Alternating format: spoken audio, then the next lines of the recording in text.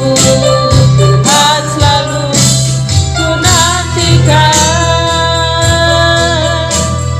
Di setiap ku percaya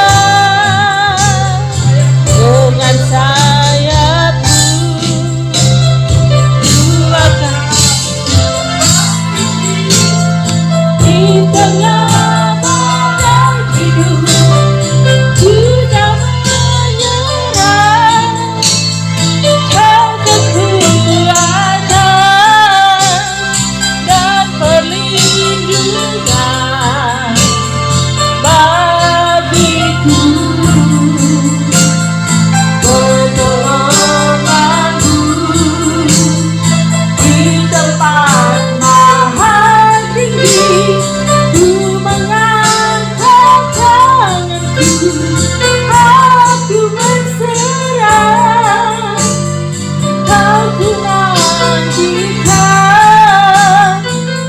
yang ku sembah. Yesusku, Rajaku, dengan sayapmu ku akan terbang tinggi. Di tengah badai hidup ku tak menyerah. Kau kekuatan dan perlindungan bagiku. Pertolonganku di tempat maha tinggi. Ku mengangkat tanganku, aku berserah. Kau ku nantikan, yang ku sembah. Kau ku nantikan, kau ku nantikan. Kau yang ku sembah. Kau ku nantikan, nantikan. Kau yang ku Yesus, Rajaku, Yesus, Rajaku.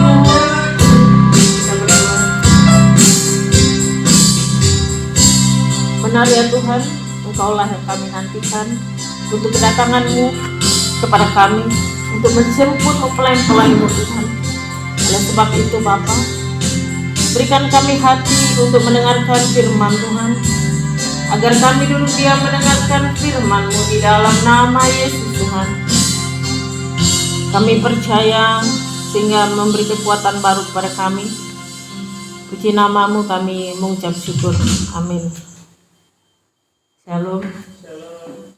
Mari kita buka firman Tuhan.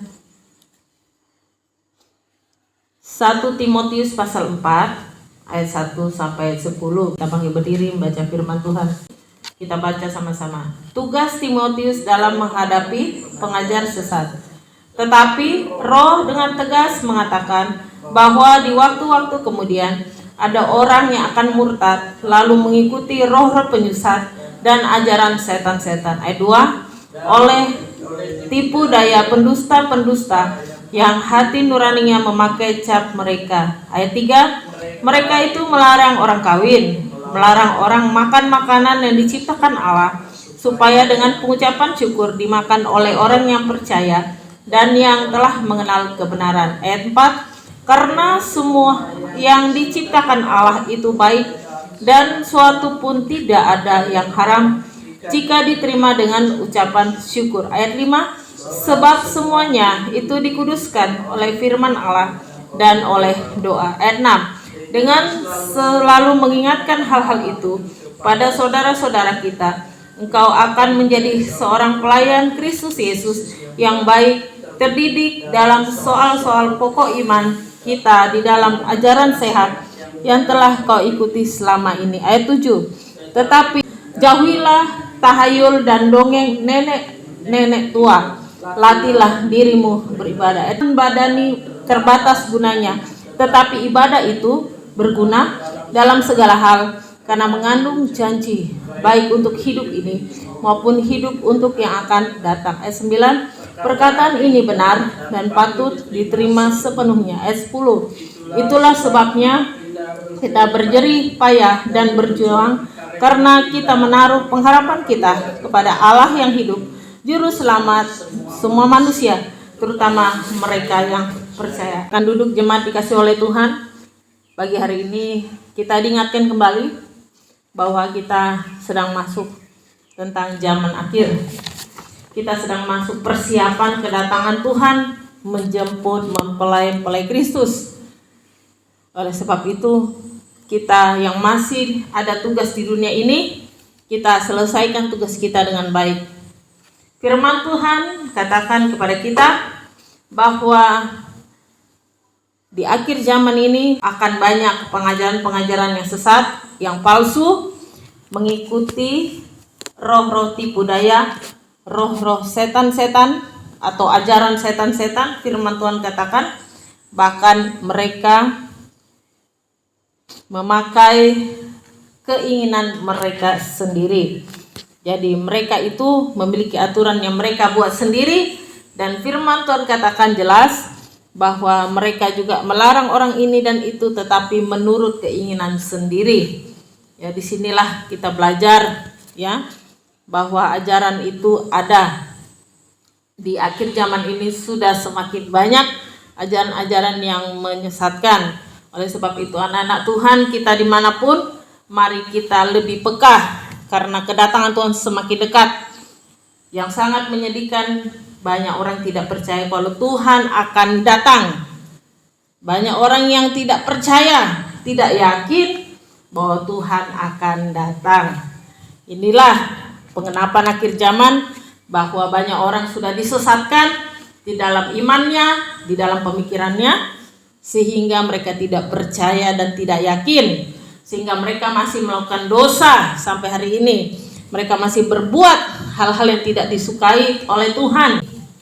Itu yang mereka lakukan ya, sehingga mereka terus hidup dalam hawa nafsu sendiri dan juga melalui keinginan mereka sendiri. Mereka mencari cara-cara mereka sendiri. Mereka tidak baca firman Tuhan dengan benar. Mereka mengikuti ajaran yang tidak sehat. Karena hidup ini sementara saja, saudara. Dan latihlah diri kita selama hidup di dunia ini untuk beribadah. Kita harus unity, harus sehati. Itulah yang ditekankan untuk kita, agar ketika Tuhan datang kita bisa diangkat, kita sehati, terus saling mendoakan. Ya, kita dengan jemaat saling mendoakan. Tidak ada yang lebih tinggi atau yang lebih rendah di sini. Sama-sama masih menjalani tugas.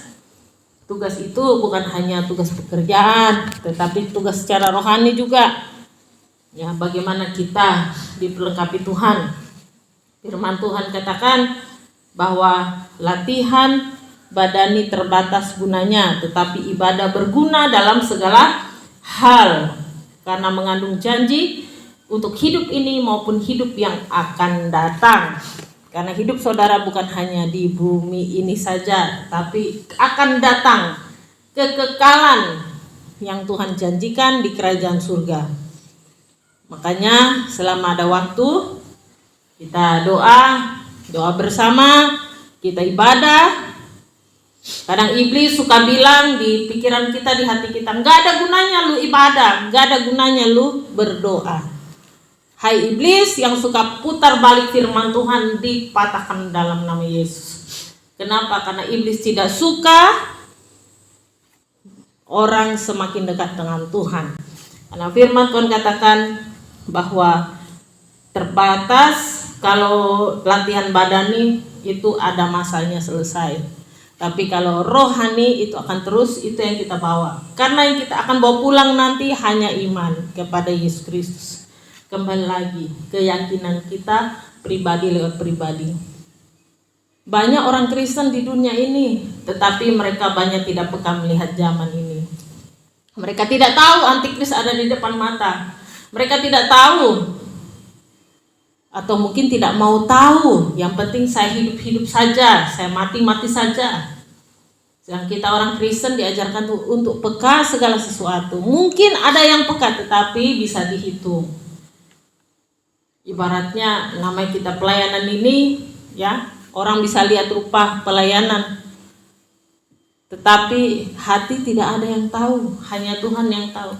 Oleh sebab itu di firman Tuhan katakan, mari kita latih diri kita karena kita juga belajar untuk menjadi berkat, menjadi teladan di dalam hidup kita ini, termasuk tingkah laku kita, bagaimana kita merespek segala sesuatu. Makanya saya bilang, segala keegoan, segala roh-roh yang tidak berkenan itu, ya, termasuk emosi itu berasal dari si jahat. Kenapa saya bilang begitu? Karena iblis suka mancing kita marah, iblis suka mancing kita berkelahi.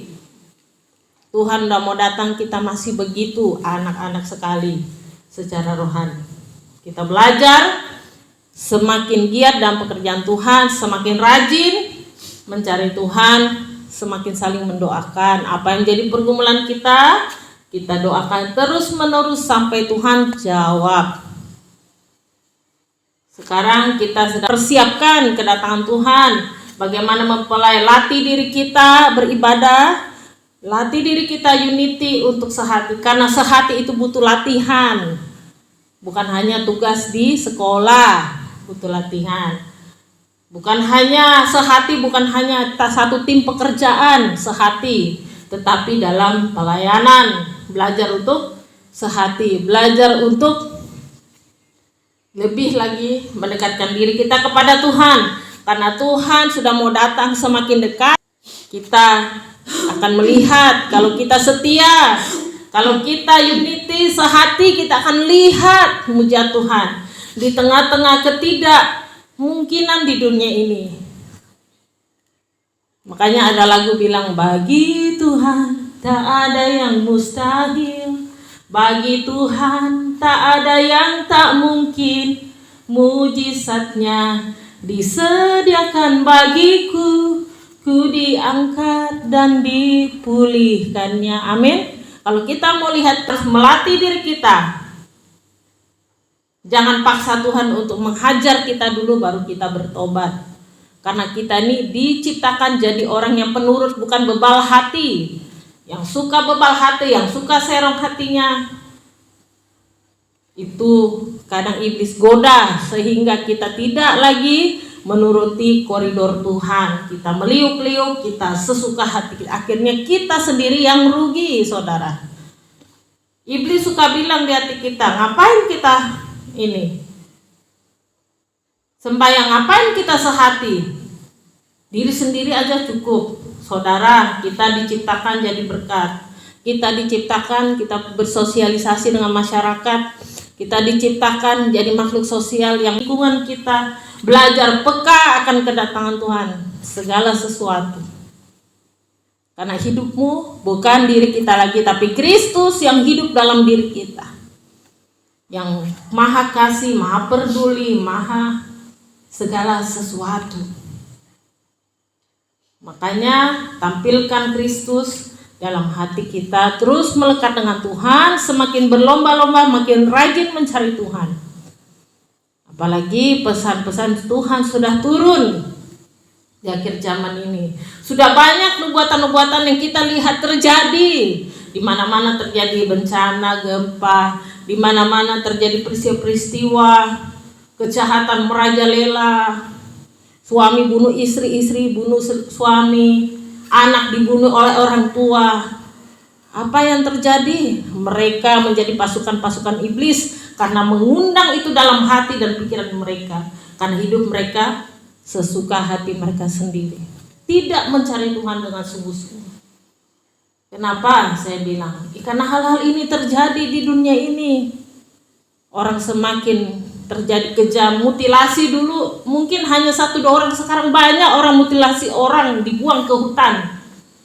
Kejamnya manusia, memotong manusia seperti binatang. Ini Inilah yang terjadi di akhir zaman. Iblis mencari makanan melalui sesajen persembahan-persembahan. Salah satunya perbuatan manusia yang jahat. Oleh sebab itu jangan biarkan iblis bertahta di hatimu dan di pikiranmu. Kau tengking usir jauh-jauh. Jangan itu terjadi di tempat ini. Karena incaran iblis, orang yang sungguh-sungguh percaya itu diincar, terus diincar. Sampai dia lemah, masuk lagi ke situ. Berjaga-jagalah senantiasa. Terus berdoa. Kalau ada dalam hati pikiran kita mengatakan gak ada gunanya kita berdoa, itu perkataan iblis. Sudah jelas. Kita lawan itu, jangan kita ikuti. Oleh sebab itu bedakanlah roh segala sesuatu dengan doa. Pekalah segala sesuatu bahwa Tuhan akan datang. Saya melihat zaman ini, saya merinding, saya sedih, saya nangis, saudara. Jangankan kita punya tugas, bukan hanya diri kita, tapi kita harus membackup jemaat kita satu persatu bawa dalam doa supaya ada keselamatan. Itu tugas yang berat yang diberikan pada kita, pengembalaan tempat ini. Menolong orang yang tidak punya pengharapan, pelayanan pinggir jurang, itu sangat sulit dicari. Bukan hidup yang nyaman, tapi hidup yang bekerja keras di dalam doa, menarik jiwa-jiwa, terus berdoa untuk keselamatan. Oleh sebab itu, terus kita masih ada waktu, kesempatan hidup di dunia ini. Mari kita lakukan tugas kita dengan baik. Kita terus mengingat Tuhan, terus kita ibadah, kita bersyukur luar biasa, dan kita punya semangat ketika Tuhan datang. Siapa yang mau dijemput? Saya, Tuhan. Kita tidak berkata saya lagi sibuk ini dan itu. Kapanpun Tuhan mau jemput, silakan pulang. Karena kita pulang ke surga, bukan pulang ke tempat yang kita tidak tahu. Karena kita berasal dari sana, ada benih ilahi dalam hidup kita, dan kita akan kembali. Roh kita akan kembali, tubuh kita akan kembali menjadi debu dan tanah. Kembali lagi seperti awal penciptaan manusia. Itulah firman Tuhan. Jauhilah tahayul dan dongeng nenek-nenek tua. Latihlah dirimu beribadah. Jelas. Sekarang banyak mitos-mitos yang bertebaran di mana-mana, menakutkan, saudara. Anak Tuhan bukan hanya naknakin orang, cari solusinya. Bertobat, solusi berdoa. Lakukan sesuatu, berdoa. Terus lakukan sesuatu. Kita punya hikmat.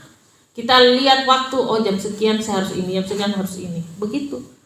Kita teratur diri kita sendiri. Roh Kudus tolong kita supaya kita menjadi berkat. Ya puji Tuhan, kita belajar dan belajar terus. Tidak ada kata saya tidak bisa belajar. Sampai tua pun tetap belajar di dunia ini. Karena manusia ini daging, lemah, bisa jatuh, bisa lemah, bisa goyah. Bangkit lagi, goyah lagi, dibangkitkan lagi, semangat lagi. Itulah daging. Kedagingan beda dengan roh. Kalau roh itu tetap kuat, tetapi daging itu lemah. Jadi firman Tuhan katakan, ingatlah, satu, untuk kita melihat bahwa waktu Tuhan sudah dekat. Yang kedua, ketika waktu Tuhan dekat, sudahkah kita bersiap-siap secara roh kita untuk kita dijemput kembali oleh Tuhan. Dan yang ketiga, belajarlah untuk kita setia. Latih dirimu beribadah, karena itu berguna untuk yang sekarang dan janji Tuhan akan datang, hidup kekekalan. Yang keempat, kita menaruhkan hidup kita sungguh-sungguh dalam Tuhan. Kita berjuang di dalam hidup ini, berjuang sampai akhirnya kita didapati Tuhan setia. Yang kelima, kita harus juga menjadi berkat dimanapun kita berada. Artinya berkat itu kita menjadi saksinya Tuhan. Kebaikan kita dinilai, yang menilai bukan diri kita tapi orang sekitar. Sebab itu latih diri kita. Terus melatih diri, setiap hari belajar. Kita rajin, itu kita belajar rajin, saudara. Terus sampai kedatangan Tuhan. Sampai Tuhan jemput kita pulang, kita dalam waktu setia. Sehingga lagu yang mengatakan apa? Ku berjuang sampai akhirnya, kau dapati aku tetap setia. Amin. Sehingga lagu itu bukan hanya dinyanyikan tapi terjadi, digenapi di dalam kehidupan kita. Apakah kita mau sungguh-sungguh lebih setia, lebih mengandalkan Tuhan? Hari-hari ini begitu jahat, kejahatan merajalela di mana-mana, banyak orang di PHK dan sebagainya. Bayangkan keadaan negara-negara sekarang banyak yang lockdown, ekonomi sedang terpuruk, harga semakin naik, kebutuhan ada terus semakin mahal, saudara. Kenapa? Karena ekonomi yang sedang terpuruk, apalagi perang, terjadi peperangan. Akibat peperangan salah satunya ekonomi akan semakin memburuk, bukan semakin membaik. Bukan hanya korban yang berjatuhan. Disitulah kita belajar hari-hari ini. Mari kita terus dalam Tuhan, andalkan Tuhan dalam hidup kita. Mari kita terus setia, sehati, unity. Mau kita capek, kita lelah, kita lawan, duduk berdoa. Begitu kita belajar, kita lihat waktu, jam, kapan Tuhan mau datang, Dia yang tahu. Tapi kita harus bersiap-siap setiap waktu. Itulah saya bilang, tetap kuat dalam Tuhan. Kita punya harapan, punya kekuatan baru. Di luar Tuhan kita tidak bisa berbuat apa-apa. Mari kita berdoa.